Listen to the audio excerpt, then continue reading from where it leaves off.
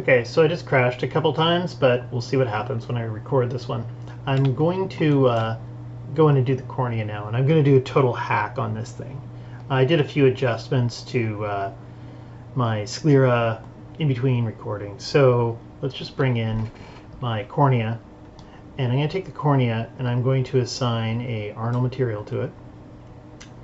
And with the Arnold material, let's do a render of this thing right now. Let's see if it's to be a problem or not. Okay, so that's looking good. I'm going to go into the transmission. I'm going to crank up the transmission. And there we go. So now we're getting the see-through cornea, getting a bit of reflection on top of the eye. I'm going to see if I move the eyeball around, if the render cacks on me or not. There we go, it's working. Okay, so that's working. That's kind of cool. Let's bump this up another notch though with a like I said, a hack. Let's take the standard surface here and let's call this cornea underscore MTL. And I'm going to go into the bump map section here. And bump mapping, we're going to hook this up with a file texture. Okay, I might pause the render and as I hook this up. So the bump value, that's this little node in here that if I go into the hypershade and we take a look at what we got, that's the iris material. I got the cornea selected and I hit this. There we go. It just creates a separate little node for the bump here.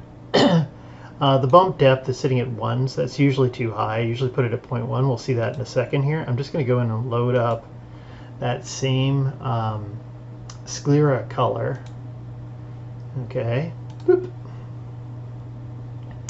And let's see what that looks like as a bump. There you go. Now we're seeing it's come in here and it's done a bunch of funky little things here, right? We can still see the surface though. It's got this nice specular to it. Actually, it looks like the bump is pretty good except for the front here. Okay, the front looks pretty obnoxious. Okay, we can see there's something kind of warping around the sides. You can see the specular's kind of broken. So what's going on right now is the darker areas are pushing in and the lighter areas are pushing out.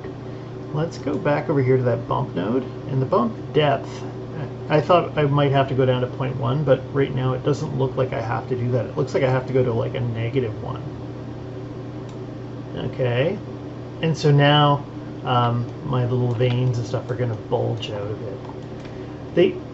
There's more of a rough surface going across here. The larger veins, typically you will see a bit of bump action. I can kind of see this might be a little bit much, so the negative value here might be a little bit high. And I might be getting a bit of reflection from the inner surface in here. But the front of the eye looks really, really bad. Looks like that's really bad cataracts. What I'm going to do is I'm going to do a little cheat again. Always cheating. What is this cheating? I'm going to go into my texture section here, and I've got a ramp, right?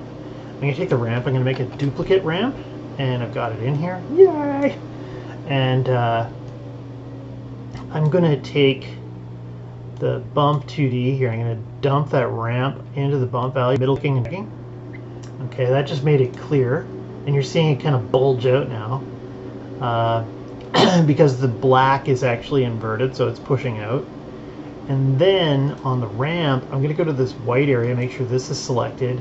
I'm going to take my color, I'm going to pop that into the selected color. And now this back section is inheriting some of that bump kind of value from the sclera texture. And then we've got this kind of clear thing on top. I could play around with this and come up with some other values, so there's a little bit of variation on this, but that's what we got for now. So what is it? That's like 4.5 minutes it took me to do that, and so that's a pretty good little hack. But I should be making my own texture and stuff like that, maybe putting some noise in here. I could even do that. This might get too crazy. I think I might leave it right there. Okay, so there, and now I've got a really good start on an eyeball, right? let's see, anything else in here I want to do? I think I'll leave it at this point here. This is my general technique of putting an eye together, except I elaborate it much more on in class if I have time. Okay, and doing a quick render, I'll stop this right here, and I'm going to stop the little video here.